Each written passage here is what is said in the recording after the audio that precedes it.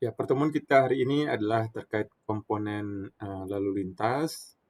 Jadi komponen lalu lintas itu adalah meliputi semua aspek yang mendukung terjadinya satu pergerakan lalu lintas di jalan.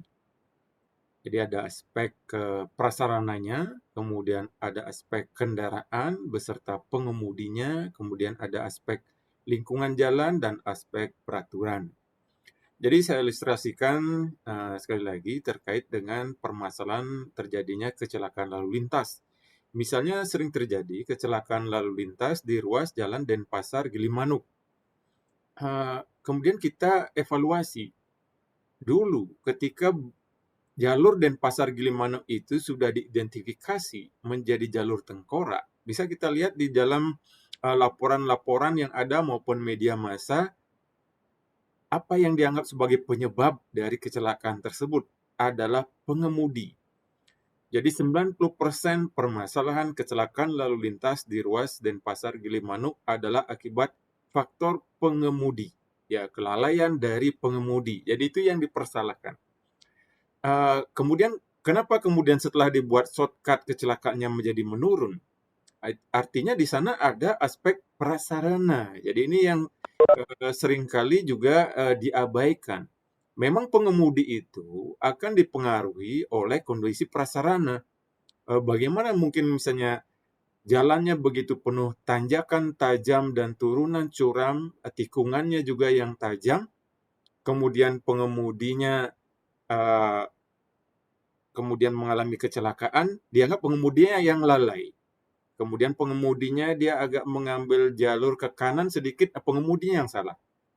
Padahal dari prasarananya sendiri itu tidak memadai sebagai kualitas sebuah jalan nasional. Jalan nasional ya sekarang masih kelas 2. Nah, sehingga akhirnya dibuatkan shortcut ya, 3 shortcut, kemudian akan ditambah lagi 2 shortcut. Ya, dengan kata lain bahwa eh, ketika kita mengidentifikasi permasalahan yang terjadi pada lalu lintas, kita secara hati-hati supaya tidak salah di dalam penanganannya, jadi mengevaluasi faktor apa yang sebenarnya menjadi permasalahan. Betulkah 90%-nya pengemudi?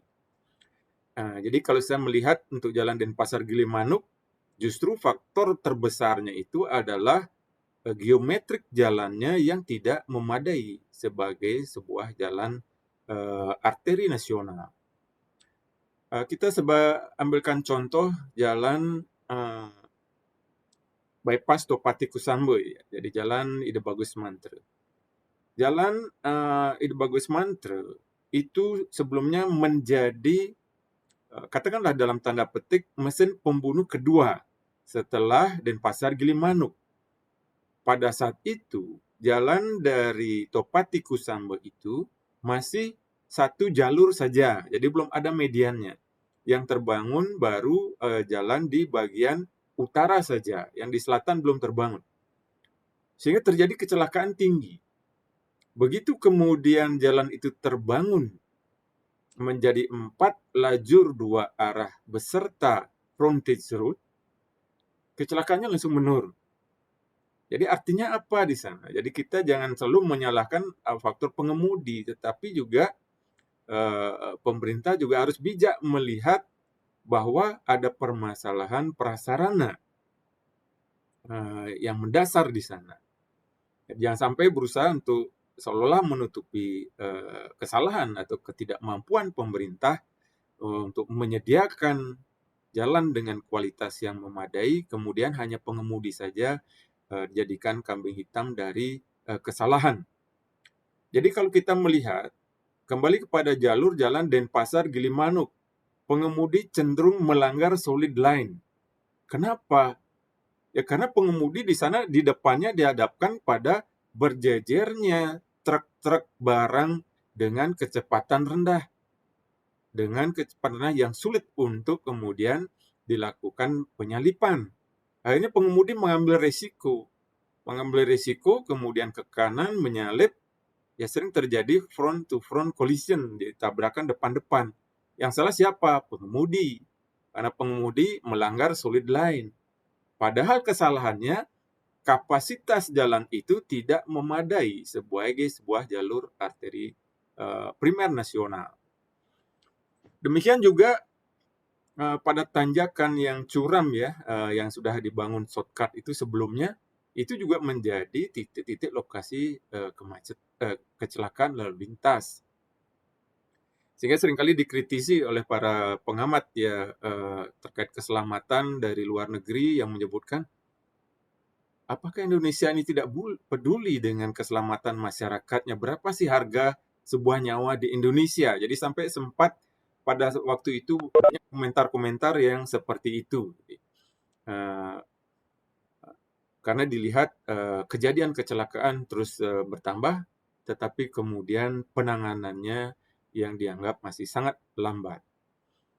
Kemudian juga ada aspek kendaraan tentunya, ini juga terkait dengan masalah regulasi ya, kita sudah tahu odol ya, over dimension and overloading ini juga terjadi, dan juga light jalannya kendaraan juga masih banyak bermasalah. Jalan tidak mampu, kemudian menanjak dengan kemiringan tertentu, akhirnya masuk jurang dan sebagainya. Itu sudah berkali-kali berulang-ulang terjadi.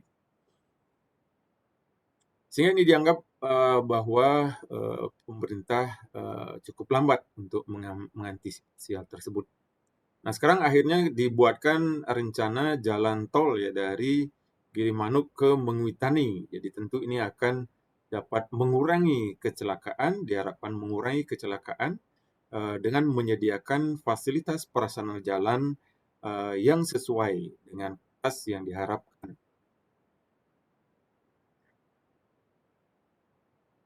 Jadi sekali lagi bahwa lalu lintas merupakan suatu interaksi dari berbagai komponen dan perilaku yang membentuk suatu kondisi terjadinya arus lalu lintas di jalan raya.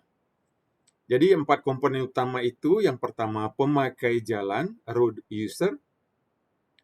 Road user ini siapa saja? Jadi ada pengemudi kendaraan, kemudian ada juga pejalan kaki.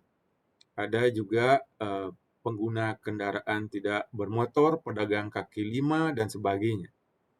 Kemudian ada kendaraan, vehicle. Jadi aspek kendaraan terutama adalah dari segi laik jalannya. Kemudian dari segi jalannya itu sendiri. Jadi ini terkait dengan geometrik, alinyemen, vertikal, horizontal, dan kondisi perkerasan jalan. Yang terakhir adalah kondisi lingkungan. Jadi kondisi lingkungan di mana jalan tersebut berada. Nah, karakteristik ini tentunya berbeda-beda untuk masing lokasi ruas jalan. Selanjutnya adalah kita akan mencoba untuk membahas satu persatu, mulai dari pemakai jalan, road user. Pengemudi meliputi pengemudi sepeda dan kendaraan tak bermotor lainnya. Jadi kalau ada misalnya beca, kemudian ada dokar kalau di Bali, kemudian juga pengguna jalan lainnya, termasuk juga pedagang bakso misalnya, gerobak dorong, itu juga masuk di dalam kategori pengemudi. Kemudian pengemudi sepeda motor, selanjutnya adalah pengemudi kendaraan bermotor yang beroda 4, mobil dan kendaraan berat, yaitu bus dan truk. Selanjutnya ada pejalan kaki, pedestrian, kemudian pemakai jalan lain ya tadi ya sudah. Jadi ada pedagang kaki lima, pekerja konstruksi ya, galian listrik, kabel telepon, perbaikan jalan, dan sebagainya.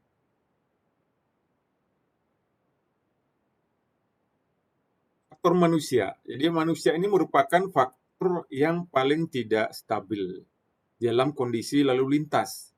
Faktor manusia ini yang membedakan aliran arus lalu lintas dengan aliran dari fasilitas lainnya di bidang teknik sipil.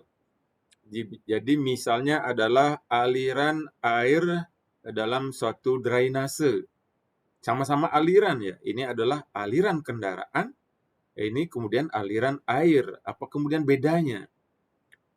Jadi kita menangani banjir saja masih kesulitan ya. Kalau kita melihat banjir air sebagai benda mati, karakternya tentu lebih mudah untuk dikendalikan daripada manusia dalam suatu lalu lintas. Di mana untuk berdasarkan kejadian banjir yang terjadi, itu mengindikasikan bahwa kita masih belum mampu untuk mengidentifikasi permasalahan dari aliran air, sehingga kemudian menyediakan suplai atau kapasitas yang memadai, akhirnya terjadi luapan. Apalagi kemudian sekarang lalu lintas ya. Jadi banjir saja sulit, belum mampu kita atasi, apalagi lalu lintas. Lalu lintas yang bergerak adalah manusia yang sulit dikendalikan. Manusia yang berbeda-beda perilakunya, berbeda-beda pemahaman, berbeda-beda kondisi emosionalnya. Ketika kita bayangkan sebuah aliran air, kalau air itu tanpa ada gangguan, hanya air yang mengalir, tentu ini lebih mudah untuk dikendalikan. Ketika di dalam aliran air itu terdapat berbagai material, ada tidak hanya air, tetapi ada sampah dengan berbagai bentuknya. Ini juga akan menyebabkan gangguan dari aliran air. Nah, ini juga yang terjadi pada aliran lalu lintas. Aliran lalu lintas seperti aliran air yang tadi ada beraneka ragam bentuk yang dialirkan tadi. Jadi, yang mengalir di lalu lintas ini ada berbagai jenis kendaraan. Ada yang kendaraan berat, kendaraan ringan, sepeda motor, kendaraan tak bermotor, dengan berbagai perilakunya. Sehingga untuk mengendalikan lalu lintas, kita tentu perlu memahami perilaku ini terlebih dahulu. Manusia sebagai seorang pengemudi. Sebagai seorang pengemudi, ini akan dipengaruhi oleh berbagai faktor eksternal. Faktor eksternal misalnya adalah kondisi cuaca, daerah pandangan, serta penerangan di malam hari. Nah, ini tentunya sebagai regulator tentu berusaha diidentifikasi untuk setiap ruas jalan disesuaikan dengan kemampuan fisik rata-rata normal seorang pengemudi di dalam menghadapi keadaan sekelilingnya, cuaca-cuaca ekstrim, kemudian daerah-daerah pandangan yang terbatas, apa yang seharusnya disediakan di sana, perambuan seperti apa yang harus disediakan di sana, penerangan jalan di malam hari, jenis daripada lampu, kemudian kemampuan daya melihat rata-rata normal manusia tentu diperhatikan juga. Kemudian juga dipengaruhi faktor internal, antara lain adalah emosi misalnya, sifat tidak sabar, lekas marah. Jadi ini juga akan mempengaruhi aliran lalu lintas dan mempengaruhi kejadian-kejadian kecelakaan.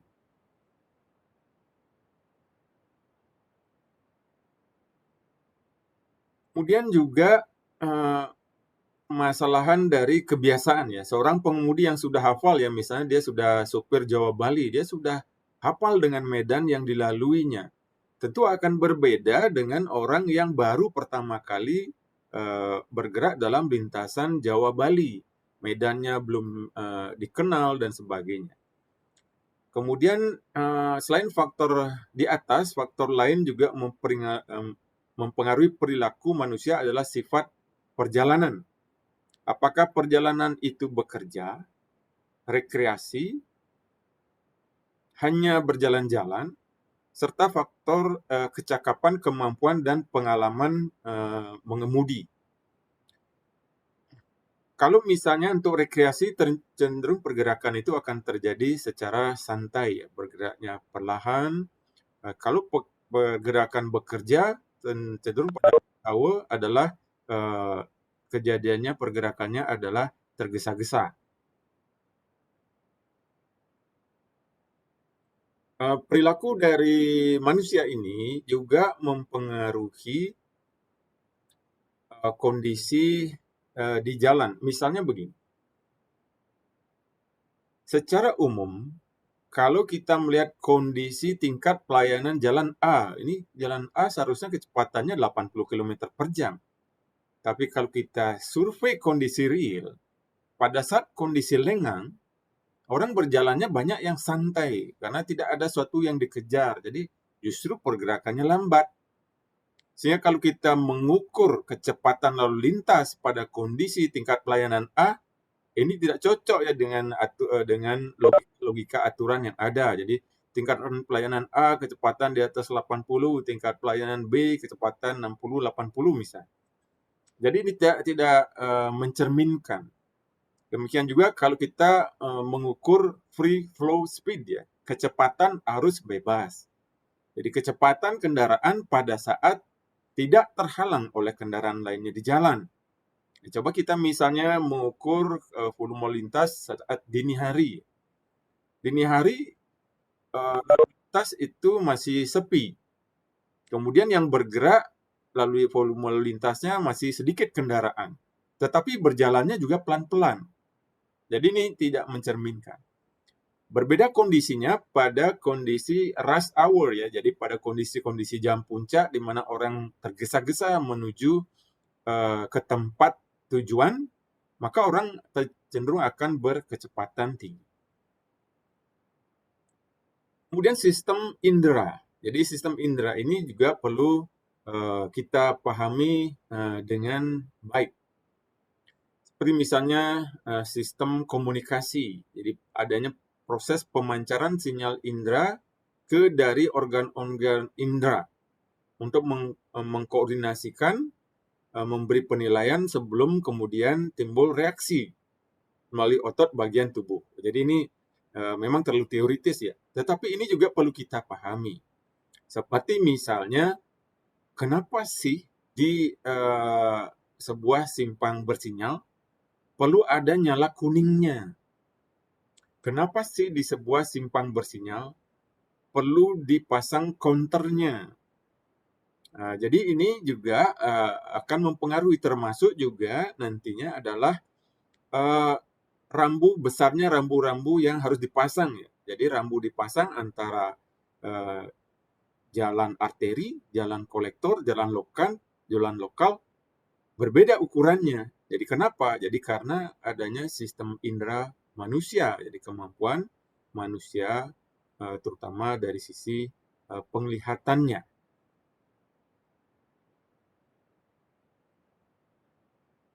Jadi manusia ketika kemudian mendapatkan sebuah aksi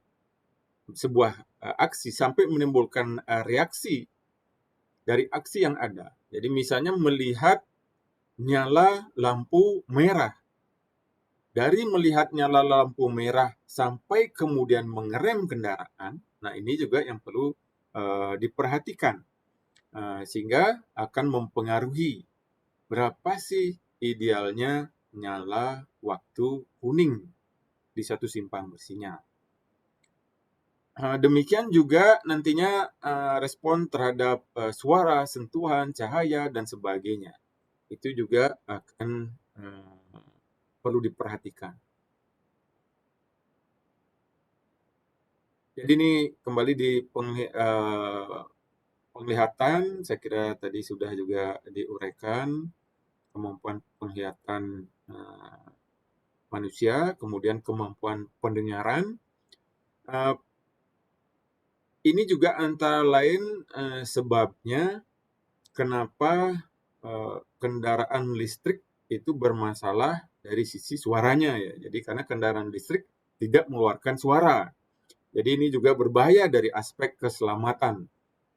Jadi di sini gesekan suara ban, perkerasan jalan, suara mesin, suara klakson lalu lintas, ini juga merupakan indikator tambahan ya bagi pengguna jalan lainnya. Jadi bahwa ada kendaraan lain yang juga sedang bergerak. Jadi bisa kita bayangkan kalau kita sedang berada di jalan, tiba-tiba tanpa suara ada kendaraan melaju cepat di sebelah kita. Jadi tentu ini juga akan mengejutkan ya. Faktor-faktor yang mempengaruhi kinerja pengemudi, ini kelelahan fisik. Nah ini Sebenarnya di kita mungkin kita anggap hal yang sudah biasa, ini hal biasa ya, kelelahan fisik dan sebagainya. Tetapi di ergonomi, jadi di kuliah ergonomi ini yang mereka dalami ya. Jadi misalnya mereka melakukan kajian faktor-faktor pengemudi yang mempengaruhi terjadinya kecelakaan. Jadi mereka akan mengukur aspek kelelahan. Apa sebenarnya faktor pengemudi, bagaimana sebenarnya kondisi pengemudi yang sering mengalami risiko kecelakaan. Apakah diakibatkan karena aspek kelelahan dan sebagainya. Jadi kelelahan ini juga akibat adanya kondisi yang mengantuk pada saat mengemudi, akibat oleh adanya panas kendaraan, adanya getaran ritmis, maka pada satu ruas jalan sering juga diperlukan pemasangan pita kejut ya. Pita kejut supaya pengemudi itu tersadar ya, mungkin karena sudah sering terlalu terlena di jalan, akhirnya terjadi getaran ritmis yang menyebabkan mengantuk. Demikian juga adanya cahaya lampu yang melelahkan mata yang menyebabkan juga seringkali pengemudi itu mengantuk. Sehingga faktor-faktor tersebut dapat menyebabkan kesalahan-kesalahan, menyebabkan kehilangan kontrol pengemudi atas kendaraannya. Kelelahan dapat menyebabkan seorang pengendara tidak melihat tanda-tanda lalu lintas, berbelok, kemudian sebelum ada tanda, salah mengantisipasi ruang dan waktu. Jadi berdasarkan aspek kelelahan tersebut, maka diperlukan adanya penyediaan fasilitas istirahat untuk pengemudi, untuk pergerakan-pergerakan jarak jauh. Terutama di jalan tol itu sudah pasti ya, pasti harus disediakan tempat-tempat untuk beristirahat. Jalan yang dirancang dengan jelek atau jalan-jalan dengan alinyemen dan situasi yang monoton, pemandangan ritmis. Bayangkan ya, kita berjalan di satu ruas jalan, pemandangannya monoton, jalannya lurus, ini cenderung berbahaya. Ini menyebabkan mengantuk. Ketika misalnya kita evaluasi ruas jalan dari Menguitani ke Singaraja, di mana sih terjadi kecelakaan yang tertingginya? Secara logika awal kita, tentu kecelakaan tertinggi akan terjadi pada bagian ruas jalan Menguitani Singaraja yang berkelok-kelok. Jadi terutama setelah lewat Bedugul, itu jalannya berlika-liku. Ternyata berdasarkan data kecelakaan tertinggi itu terjadi di daerah Luwus. Dan Luwus itu adalah jalannya lurus. Jadi ini mengindikasikan bahwa ketika kita mendesain jalan, lurus itu tidak selalu baik. Dengan adanya tikungan itu juga menyebabkan pengemudi itu menjadi lebih awas. Jadi kalau terus lurus, ini juga berbahaya. Kombinasi berbagai jenis kelelahan juga dapat terjadi pada akhir masa mengemudi. Diperlukan posisi mengemudi yang nyaman dan posisi duduk yang dapat diubah-ubah. Nah, ini juga yang dipelajari oleh teman-teman di ergonomi ya, bagaimana mendesain daripada posisi mengemudi yang tidak menyebabkan pengemudi itu cepat kelelahan. Kemudian alkohol dan obat-obatan sudah tentu ini mempengaruhi syaraf daripada pengemudi. Kemudian kondisi sakit seperti demam ini juga akan mempengaruhi pengemudi di mana sulit menyesuaikan diri ke lingkungan. Nah, ini juga yang banyak dipelajari ya dari teman-teman di ergonomi. Kemudian aspek cuaca ya, situasi normal, kemudian situasi juga ekstrim akibat cuaca panas yang berlebihan, kemudian hujan juga yang deras, itu juga mempengaruhi daripada pengemudi. Postur, jadi posisi pengemudi dalam kendaraan ini harus dipertimbangkan, terutama dalam perencanaan alinyemen jalan. Nah, itu sebabnya kenapa alinyemen jalan untuk misalnya jalan arteri dibuat maksimal misalnya 5% kelandaiannya. Kemudian pengguna jalan lainnya adalah pejalan kaki. Jadi faktor-faktor atau fasilitas yang perlu disediakan antara lain footpaths, jadi tempat untuk berjalan kaki. Footpath ini bisa yang bersifat juga terpisah daripada jaringan jalan, lajur khusus untuk sepeda, lajur khusus kemudian untuk pejalan kaki. Nah, dalam desain jalan kita secara umum di Denpasar, jadi lebarnya terbatas. Pada kondisi awal tentu tidak terpikirkan untuk membuat lajur-lajur khusus pejalan kaki dan bersepeda. Sehingga trotoar itu kadang-kadang hanya terkesan hanya menutupi got saja, tidak berfungsi optimal sebagai trotoar. Kemudian juga general crossing treatment, jadi penyediaan fasilitas penyeberang jalan termasuk refuge island ya, jadi pulau-pulau lalu lintas.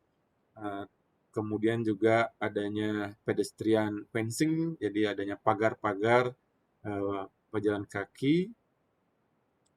Selanjutnya time spirited facility, jadi fasilitas yang dipisahkan berdasarkan waktu ya, seperti misalnya pedestrian, jadi pedestrian crossing, di mana pedestrian pejalan kaki menyeberang berdasarkan sinyal lalu lintas. Ada space spirit facilities, jadi bisa berupa nanti yang terpisahkan berdasarkan ruang ya, bisa berupa tunnel atau bisa berupa underpass, bisa juga berupa jembatan penyeberangan. Kemudian fasilitas yang terintegrasi, jadi terintegrasi antara kendaraan dan pedestrian. Ini adalah kriteria dalam pemilihan jenis-jenis fasilitas penyeberangan, itu berdasarkan perhitungan PV kuadratnya, di mana ini adalah volume penyeberang jalan dalam orang per jam, sedangkan V-nya adalah volume kendaraan di dalam kendaraan per jam. Jadi berdasarkan PV kuadrat, maka rekomendasi apakah diperlukan zebra cross dengan pelindung, pelisian dengan pelindung.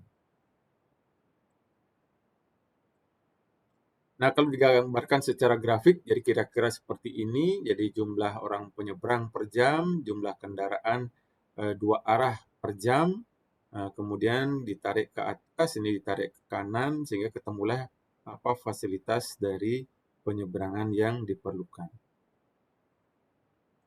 Faktor-faktor selain PV kuadrat juga yang perlu diperhatikan adalah headway antar kendaraan. Jadi headway antar kendaraan yang terlalu mepet berdekatan tentu akan menyulitkan bagi penyeberang jalan. Frekuensi kecelakaan yang sering terjadi di lokasi tersebut, jadi tidak selalu PV kuadrat ya, apabila di ruas jalan tersebut volume lalu lintasnya kecil tetapi kecepatan tinggi, sering terjadi kecelakaan, juga perlu diperhitungkan untuk pemasangan fasilitas penyeberangan. Kapasitas jalan, kemudian lebar jalan, peruntukan jalan, pemanfaatan lahan di sepanjang jalan, jarak jalan, pejalan kaki rata-rata. Nah, kalau kita melihat pada standar lebar trotoar berdasarkan Kepmen 65 tahun 93, ini untuk jalan di daerah perkotaan, semestinya lebar trotoar itu minimalnya 4 meter idealnya. Ya, di wilayah perkotaan itu 3 meter. Namun dalam kenyataan yang kita lihat, trotoar itu rata-rata lebarnya hanya 1,25 meter. Nah, jadi memang ini belum nyaman untuk pejalan kaki. Jadi kita lihat memang trotoar kebanyakan masih belum nyaman untuk pejalan kaki, kemudian apalagi juga fasilitas bersepeda. Faktor yang kedua adalah kondisi jalan. Kondisi jalan ini meliputi desain geometrik jalan dan kondisi perkerasan jalan. Termasuk juga fasilitas-fasilitasnya seperti fasilitas penerangan jalan, pagar pemisah, bahu jalan, dan sebagainya. Pengertian jalan adalah prasarana transportasi darat meliputi segala bagian jalan, termasuk bangunan pelengkap. Pelengkapannya diperuntukkan bagi lalu lintas yang berada pada permukaan tanah, di atas permukaan tanah, di bawah permukaan tanah atau air, serta di atas permukaan air. Kecuali jalan kereta api, jalan lori, dan jalan kabel. Jadi pengertian jalan ini perlu diperhatikan bahwa ruas jalan itu adalah dipergunakan untuk mengalirkan arus lalu lintas. Ketika dipergunakan untuk keperluan lainnya, ini tentu melanggar daripada peraturan tentang jalan. Ini jalan raya saya kira tidak saya uraikan secara detail. Fungsi jalan secara umum, fungsi jalan itu memiliki dua fungsi. Fungsi arus dan fungsi akses. Fungsi arus ini untuk melayani pergerakan arus lalu lintas menerus. Fungsi akses, fungsi jalan memberikan akses menuju lokasi permukiman dan aktivitas. Jadi misalnya kalau kita melihat jalan Gatot Subroto ya, jadi pergerakan lalu lintas dari Tabanan menuju ke Gianyar itu adalah fungsi arus, melayani pergerakan menerus. Sedangkan fungsi jalan untuk melayani menuju ke permukiman di sepanjang jalan Gatot Subroto, terutama Gatsu Tengah, itu adalah fungsi akses. Nah inilah yang kemudian menjadi permasalahan. Permasalahan konflik antara fungsi arus dengan fungsi akses, terutama ruas jalan arteri yang fungsi aksesnya justru dominan ya, seperti Gatsu Tengah. Nah, jadi keluar masuk kendaraan sangat tinggi sehingga akhirnya juga menghambat pergerakan fungsi lalu lintas yang menerus. Oleh sebab itu sebenarnya di jalan arteri itu sudah ada syaratnya bahwa jumlah persimpangan dibatasi, akses masuk di jalan arteri itu dibatasi. Kemudian juga jumlah persimpangannya dibatasi. Nah ini yang kemudian dilanggar. Jadi persyaratan-persyaratan ini dilanggar. Jalan akses-akses lokal langsung bertemu dengan jalan arteri, sehingga menyebabkan terjadi fungsi akses yang tinggi pada jalan arteri. Jadi ini diagram fungsi arus dan akses. Di bagian sumbu Y ini adalah fungsi arus, bagian sumbu X ini adalah fungsi akses. Ada misalnya kita mulai di jalan tol atau jalan bebas hambatan, itu fungsi arusnya adalah 100%, fungsi aksesnya adalah 0. Artinya apa? Artinya di jalan tol itu tidak boleh ada persimpangan.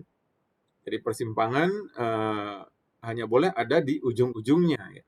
Jadi di sepanjang jalan tol itu tidak boleh ada akses atau pertemuan sebidang.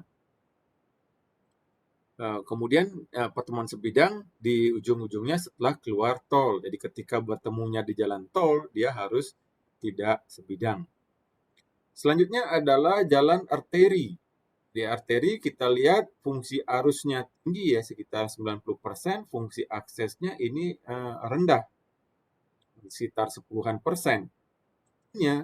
Jalan arteri itu adalah untuk dominannya mengalirkan pergerakan menerus, bukan pergerakan lokal. Sehingga ketika di satu jalan arteri dominannya adalah fungsi akses, tentu ini masih menyalahi aturan. Kalau kemudian jalan kolektor, ini sudah bersifat 50-50 ya. Jadi 50% fungsi arus, 50%-nya fungsi akses. Sedangkan di jalan lokal, itu fungsi aksesnya dominan, 90%, fungsi arusnya sekitar di sini 10% saja. Artinya jalan lokal harus dihindari dari pergerakan menerus. Nah ini yang sering terjadi di Kota Denpasar, jalan lokal berfungsi menjadi kolektor. Jadi banyak kejadian-kejadian seperti ini. Kemudian ada yang jalan buntu atau cul-de-sac. Ini adalah jalan yang fungsi aksesnya 100%. Jadi jalan-jalan di daerah permukiman, fungsi arusnya 0, jadi tidak mengalirkan pergerakan lalu lintas bersifat menerus. Skema hierarki fungsi jalan berdasarkan fungsinya kira-kira seperti ini. Jadi pergerakan intinya adalah pergerakan yang keluar dari suatu permukiman atau aktivitas, dia keluarnya adalah ke jalan lokal. Jadi dia bergerak di permukiman itu di jalan lingkungan dulu. Begitu keluar dari jalan lingkungan permukiman, dia akan menuju ke jalan lokal. Kemudian selanjutnya dari jalan lokal, dia akan menuju ke jalan kolektor. Sehingga kemudian dari jalan kolektor baru menuju ke jalan arteri. Jadi dari hierarki ini bisa kita lihat bahwa dari lokal ke arteri semakin lebar karena menampung lalu lintas yang semakin tinggi. Nah, seringkali ini terjadi hierarkinya ini terputus dalam artian dari perumahan, dari satu permukiman atau aktivitas langsung ketemunya ke jalan kolektor atau langsung ketemunya ke jalan arteri tanpa melalui jalan kolektor. Nah, itu adalah yang menyalahi aturan. Sebagai contoh ilustrasi ya, kebanyakan desain jalan arteri, tata guna lahan di sepanjang jalan arteri kita itu tidak menghargai kaidah hierarki ini. Misalnya begini, pertokoan yang ada di sepanjang sisi jalan, akses keluar masuknya langsung ke jalan arteri. Itu artinya apa? Bahwa dari aktivitas langsung ketemu arteri, padahal hierarkinya dia harusnya ketemunya jalan lokal dulu, kolektor, baru kemudian arteri. Lalu bagaimana kemudian? Nah, kita melihat desain-desain jalan arteri perkotaan di negara barat. Kebetulan saya pernah ya studi dulu di Sydney ya, saya amati apa yang mereka lakukan bahwa pada jalan arteri perkotaan bukannya tidak boleh ada aktivitas, boleh ada aktivitas karena ini meningkatkan perekonomian, jadi ada pertokoan dan sebagainya. Tetapi parkirnya itu ada di belakang, tidak di depan. Sehingga akses untuk menuju ke aktivitas itu adalah mengikuti hierarkinya, ke kolektor dulu, ke lokal, baru parkir di belakang. Jadi tidak langsung dari arteri langsung ketemu dari pertokoan langsung ketemu ke jalan arteri. Nah, itu misalnya. Misalnya bagian-bagian dari jalan. Jadi ada ruang manfaat jalan, jadi meliputi badan jalan, saluran tepi jalan, dan ambang pengamannya. Sesuai dengan undang-undang tentang jalan ya, tinggi ruang bebas bagi jalan, arteri dan kolektor paling rendah adalah 5 meter. Kemudian kedalaman ruang bebas paling rendah 1,5 meter dari permukaan jalan. Sehingga dia membentuk sebuah ruang. Ruang kiri kanannya adalah sesuai dengan ruang manfaat jalan lebarnya. Kemudian ke atasnya 5 meter, ke bawahnya 1,5 meter, kemudian menerus sepanjang jalan. Jadi kalau kita lihat, ini seperti sebuah terowongan, di mana tidak boleh terganggu. Artinya, ketika penanaman pohon, pemasangan kabel listrik yang melintang jalan, tidak boleh seharusnya lebih rendah dari 5 meter. Jadi 5 meter ini harus diamankan. Demikian juga ketika pemasangan sarana infrastruktur di dalam jalan, perkerasan jalan. Misalnya galian.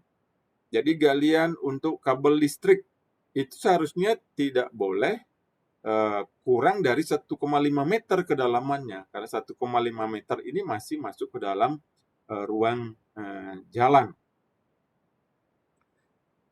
Sehingga idealnya memang untuk fasilitas, utilitas, itu disediakan box yang terpisah ya. Jadi kalau ini di Jakarta ini sudah mulai ya, di Badung juga sudah mulai, di Kuta disediakan fasilitas utilitas terpadu.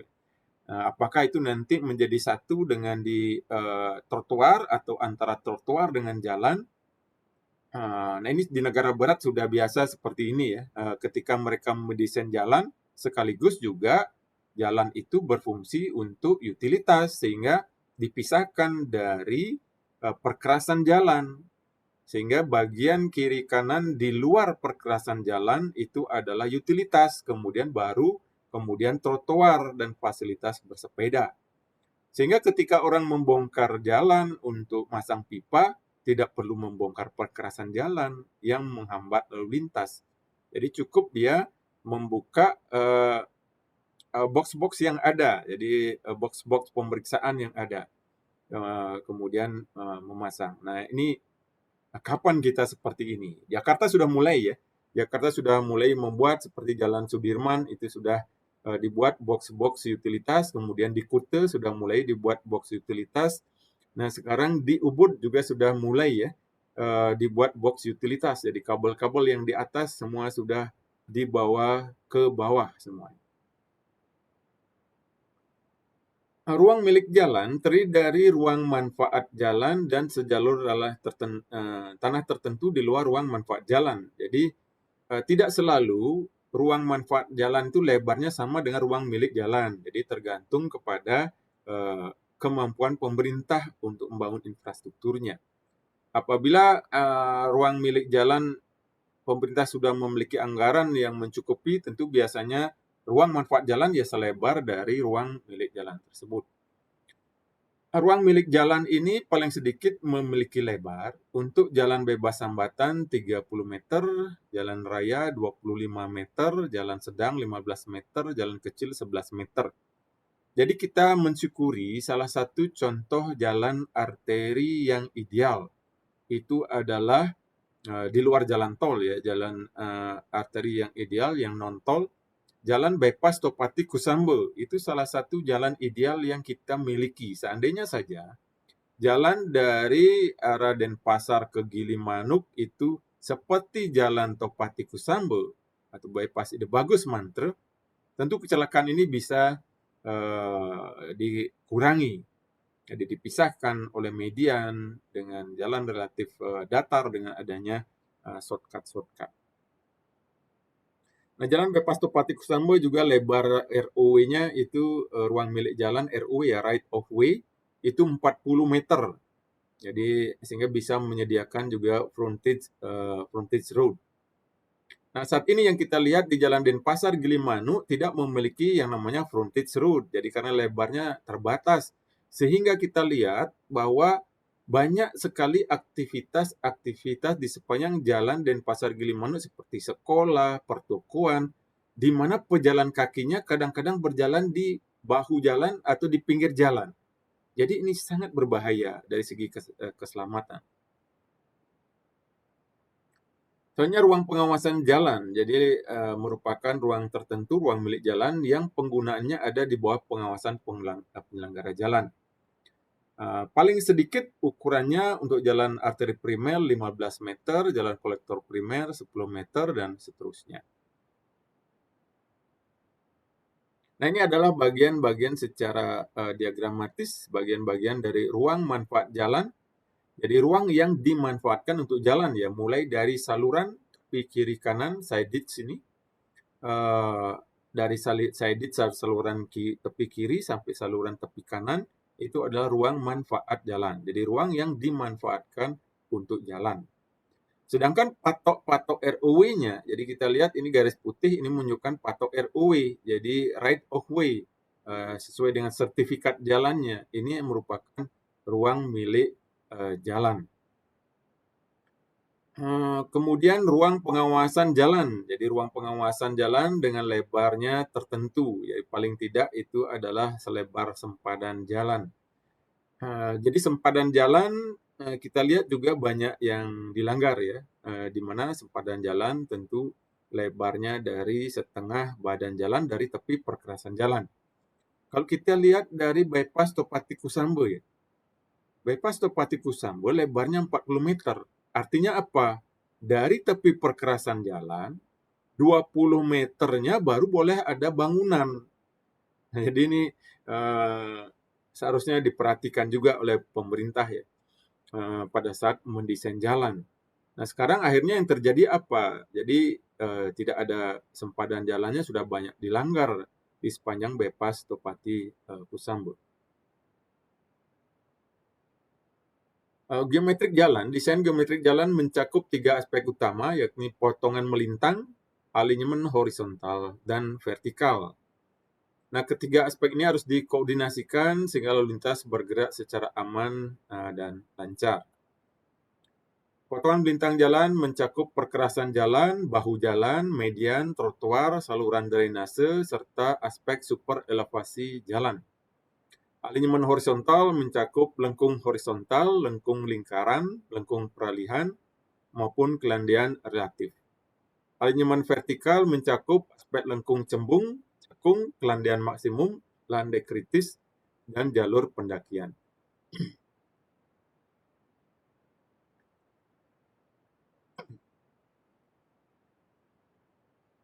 Tampang melintang jalan jadi merupakan potongan melintang suatu jalan meliputi bagian yang langsung berguna untuk mengalirkan lalu lintas kendaraan dan pejalan kaki. Di jalur lalu lintas, median, bahu, trotoar, dan bagian jalan lainnya. Elemen-elemen penampang melintang mengatur mengendalikan arus lalu lintas untuk alasan efisiensi dan keselamatan. Elemen penampang melintang jalan dibagi menjadi 3 golongan. Bagian yang berfungsi untuk mengalirkan lalu lintas, bagian yang berfungsi mempertahankan kondisi jalan, dan bagian-bagian pelengkap dari jalan. Jadi elemen ini mencakup jalur lalu lintas, ada median, bahu jalan, trotoar, jalur sepeda, jalur pepohonan, jalur pembatas, frontage road, batas luar jalan, outer separation. Jadi seandainya saja kita bisa membuat jalan idealnya seperti ini, jadi ini sudah luar biasa ya.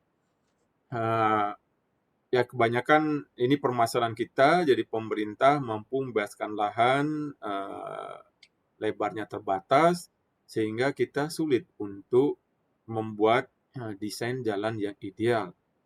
Ketika kita membangun jalur sepeda, kita menggunakan ruang kendaraan untuk jalur sepeda. Jadi ini sebenarnya juga tidak pas ya. Jadi harusnya jalur sepeda yang memiliki jalur tersendiri. Demikian juga jalur pepohonan ya. Antara jalan, trotoar, pepohonan ini terjepit sehingga seringkali akhirnya akar dari pohon itu merusak trotoar. Ini sudah kita lihat sepanjang jalan karena memang tidak disediakan space ruang untuk itu. Jadi jalan-jalan di Kota Denpasar ini sudah terlanjur terbangun, jadi sudah tidak bisa ditata ulang lagi untuk menuju ke arah ideal seperti ini. Jadi beberapa jalan yang lebarnya memadai itu masih memungkinkan untuk ditata. Untuk membuat jalan baru di Denpasar sudah hampir tidak mungkin karena tidak ada lagi ruang space untuk membuat jalan baru. Ini contoh penampang melintang jalan ya sesuai dengan MKJI bagian-bagian dari jalan. Kemudian penampang melintang jalur tunggal, penampang melintang untuk jalur ganda. Ini saya ambilkan dari MKJI. Desain penampang melintang jalan ada jalur lalu lintas, penentuan lebar jalan berdasarkan kepada LHRT. Jalan perkotaan didesain berdasarkan volume jam sibuk. Jalur lalu lintas hendaknya dilengkapi dengan bahu jalan. Jadi kalau kita lihat jalan perkotaan hampir tidak mungkin lagi membuat bahu jalan karena jalannya sudah habis untuk jalur lalu lintas. Kemudian jalur parkir, kalau memang sebenarnya boleh untuk parkir di badan jalan asalkan lebarnya itu memang disediakan untuk jalur parkir. Kita lihat juga di negara barat banyak kendaraan yang on street parking ya, parkir di badan jalan, tetapi memang dia menyediakan space, ruang untuk parkir. Nah, kalau kita melihat dari persyaratan ya, peraturan Undang-Undang 22 tahun 2009 itu bahwa parkir di jalan nasional dan provinsi itu sebenarnya tidak dibolehkan. Yang masih dibolehkan adalah parkir untuk jalan kabupaten kota. Nah, konsekuensi-konsekuensi ini yang seringkali belum dipikirkan oleh pemerintah.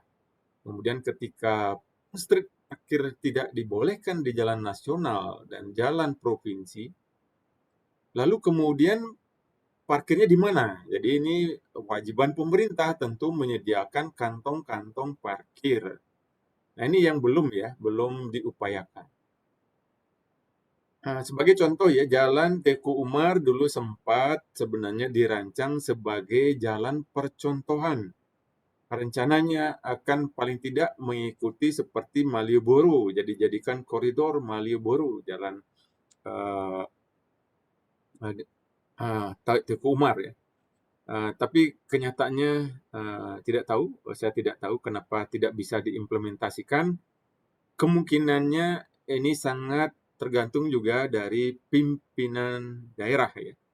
Seandainya pimpinan daerah berkomitmen, saya ingin memiliki satu ruas jalan percontohan seperti Malioboro. Jadikan itu misalnya di mana jalan percontohan tersebut, apakah jalan kota yang dipakai, jalan provinsi atau jalan provinsi. Sehingga penataan di ruas jalan ketika dilarang parkir di sepanjang jalan Teku Umar, tentu harus ada solusinya. Kemudian solusinya apa? Penyediaan angkutan umum, penyediaan fasilitas park and ride, kantong-kantong parkir, kemudian juga penataan terutama sepanjang sempadannya. Selanjutnya juga trotoar. Jadi tadi sudah disampaikan ya, nanti ada perhitungan kebutuhan lebar trotoar, itu ada rumusannya, dan trotoar tadi sudah dipersyaratkan untuk jalan perkotaan idealnya minimal 4 meter. Jalur sepeda, nah tadi juga sudah disebutkan ya, kita tidak memiliki jalur sepeda. Jalur sepeda ini dipaksakan ya, di jalan nasional. Kita lihat di Jalan Imam Bonjol, jalan nasional yang sudah sempit 2 lajur 2 arah, kemudian dipaksakan ada jalur sepedanya. Jadi ini juga memang antara kontradiksi ya, antara kebutuhan menyediakan jalur sepeda dalam realitas daripada lebar jalan yang tidak memadai. Ruang bebas kendaraan, jadi untuk bangunan, utilitas, pohon, benda-benda yang tidak bergerak tidak diperkenankan dalam ruang bebas ini.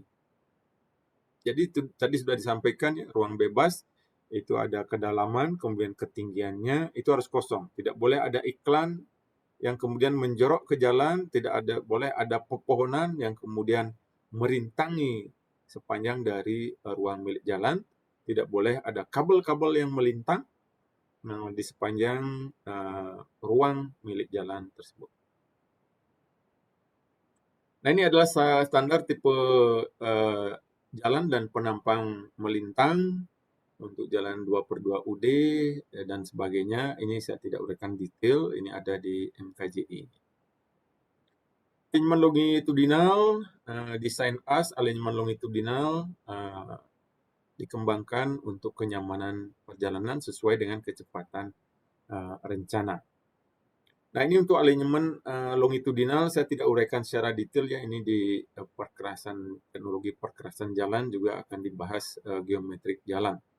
Termasuk juga jarak pandang ya, jarak pandang henti, jarak pandang untuk menyiap, yang memperhitungkan waktu persepsi pengemudi, kecepatan kendaraan, dan tingkat perlambatan.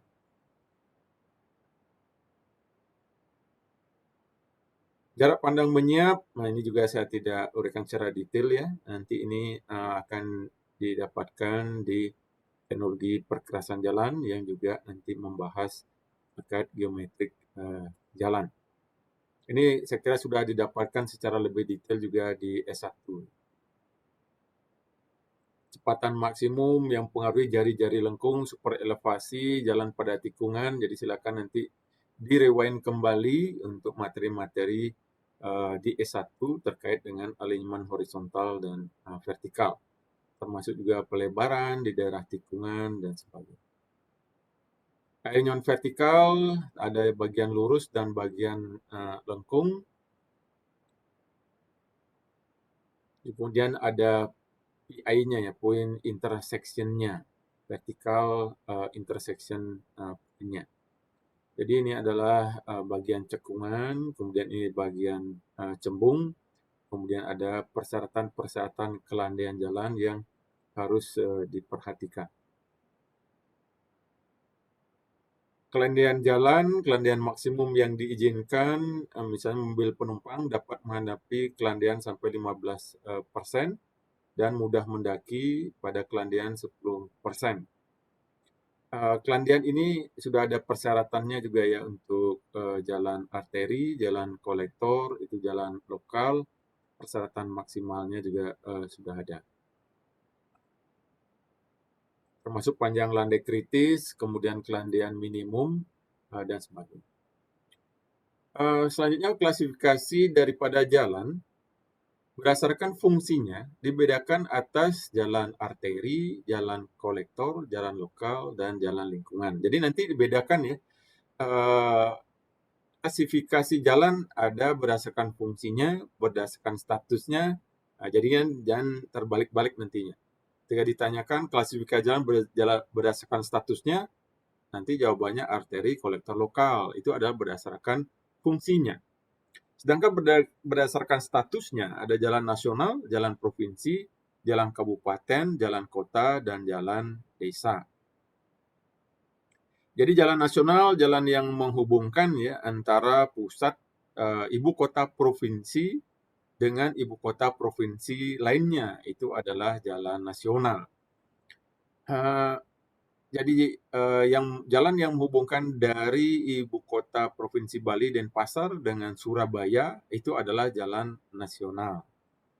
Kalau kita melihat pusat dari kota Denpasar, di mana sebenarnya pusat kota Denpasar?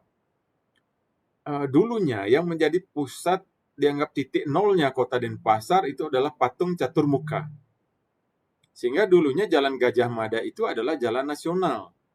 Jadi mengkoneksikan dari Jalan Nasional, kemudian Cokro Aminoto ke selatan, Jalan Setiabudi, kemudian Jalan Gajah Mada, sampai ke titik nolnya Denpasar, itu jalan nasional.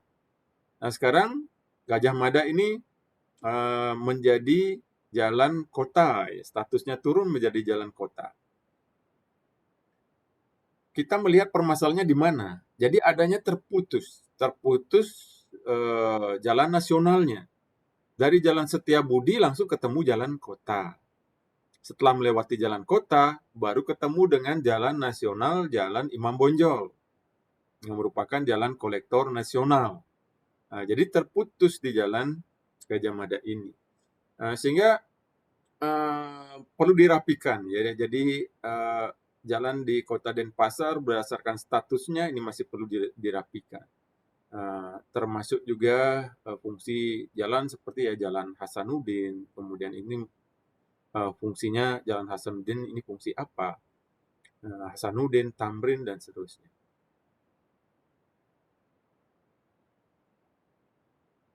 Nah, kemudian klasifikasi jalan berdasarkan kelasnya. Jadi ada klasifikasi jalan berdasarkan fungsinya, berdasarkan statusnya, berdasarkan kelasnya. Nah, jalan kelas 1.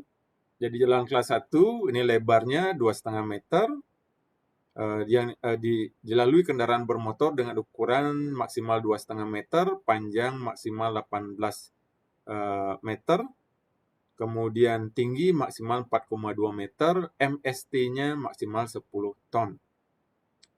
Nah, inilah kemudian yang perlu kita pahami. Saya lanjutkan dulu ke jalan kelas 2. Apa bedanya dengan jalan kelas 1? Ini sama ya, kendaraannya lebar maksimal 2,5. Nah, bedanya di sini. Panjangnya 12. Kemudian tingginya masih sama 4,2 meter. Yang berbeda lagi MST-nya 8 ton. Kelas 1 MST-nya 10 ton. Nah, ini yang membedakan antara jalan nasional di Jawa dengan jalan nasional di Bali. Jadi di Jawa itu jalannya kelas 1, sampai di Bali ketemu jalan kelas 2. Sehingga ini di Jawa boleh lewat, MST di atas 8 ton, sampai di Bali MST-nya maksimal adalah 8 ton, termasuk juga dimensinya. Jadi dimensi di Jawa 18 meter boleh lewat, sampai di Bali tidak boleh lewat. Yang boleh lewat adalah 12 meter. Jadi ini masih kendala ya. Kelas jalan kita yang berbeda, kenapa tidak dinaikkan ke kelas 1 saja jalan nasional di Bali? Karena secara geometrik dimensi jalannya itu tidak memadai untuk jalan kelas 1. Sehingga kalau nanti sudah dibuatkan jalan tol, tentu ini sudah tidak masalah lagi ya. Tidak perlu repot-repot lagi membuat jembatan timbang, karena kelasnya sudah dibolehkan. Kalau jalan tol di atas 10 ton sudah boleh lewat. Jalan kelas 3, jalan arteri kolektor lokal, jadi sekarang sudah tidak ada ya 3A, 3B, 3C. Sekarang yang ada jalan kelas 3.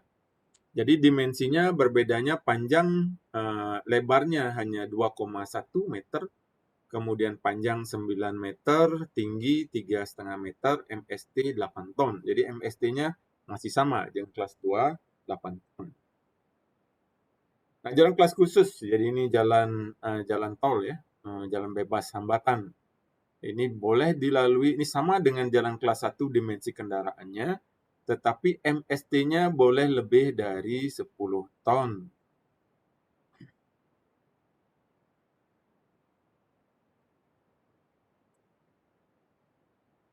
Ada beberapa kriteria desain jalan, di mana untuk jalan arteri primer kecepatannya minimal 60 km per jam, lebar badan jalan minimal adalah 11 meter. Kolektor primer 40 dan seterusnya. Jadi idealnya berdasarkan kecepatan ini, arteri primer kita seharusnya dia sudah mendekati ke arah bebas hambatan ya. Kenyataannya arteri primer kita ya terjadi kemacetan. Kalau kita bandingkan dengan Jakarta, bahkan di jalan tol saja juga macet. Perlengkapan jalan meliputi rambu, marka, apel ya, traffic light, alat pengendali dan pengaman jalan, fasilitas pendukung kegiatan lalu lintas angkutan jalan di jalan maupun di luar jalan. Yang ketiga adalah faktor kendaraan. Kendaraan ini mempunyai berbagai bentuk, ukuran, dan kemampuan. Nah, ini yang juga menyulitkan kita. Ada yang kendaraan berat, jadi berdasarkan klasifikasi MKJI, ada kendaraan ringan, ada sepeda motor. Kemudian ketika kita menganalisis volume lalu lintas, satuannya yang bermasalah. Bagaimana kemudian mengkonversikan semua kendaraan itu ke dalam kendaraan ringan. Jadi ini masih menjadi suatu perdebatan ya, masih menjadi satu penelitian juga di internasional terkait dengan berapa sebenarnya nilai ekivalensi mobil penumpang untuk sepeda motor, kendaraan berat yang benar. Apakah kendaraan beratnya memang hanya ada satu ataukah dipisah lagi? Jadi seperti tadi ya, kendaraan bisa light weight ya, yang kendaraan beratnya lebih ringan, kendaraan beratnya yang betul-betul kendaraan berat yang panjang dimensi dan beratnya. Tentu berbeda dampaknya terhadap kinerja jalan. Nah, kita akan membahas terkait EMP pada pertemuan berikutnya. Untuk keperluan perencanaan geometrik, ASTO mengelompokkan kendaraan dalam dua kelompok, mobil penumpang dan truk, yang didasarkan pada berat, dimensi, dan karakteristik operasionalnya.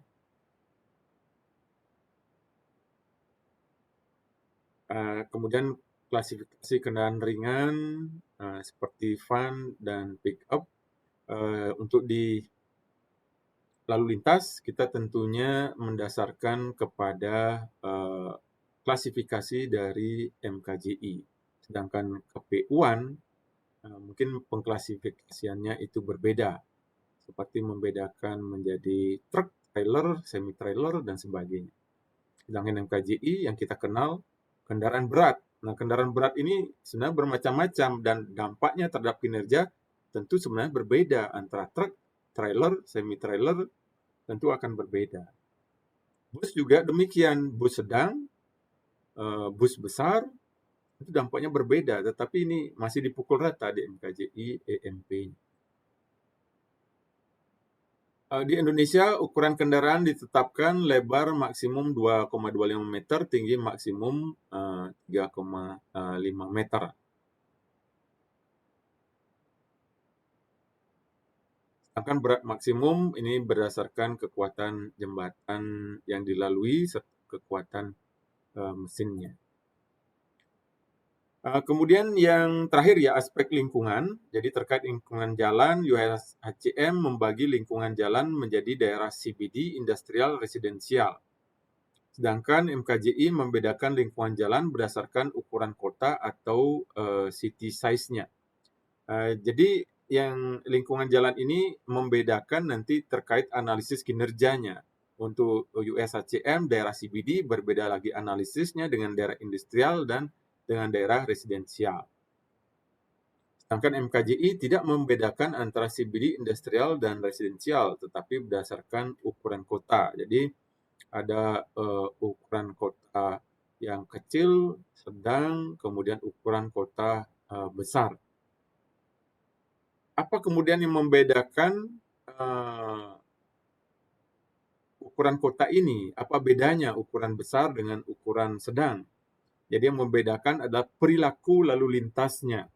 Untuk di kota ukuran besar dan di kota dari ukuran kecil, sehingga nanti faktor penyesuaian ukuran kota, city size-nya, tentu nanti akan berbeda untuk kota besar dan kota kecil. Baik, saya kira demikian ya untuk materi hari ini.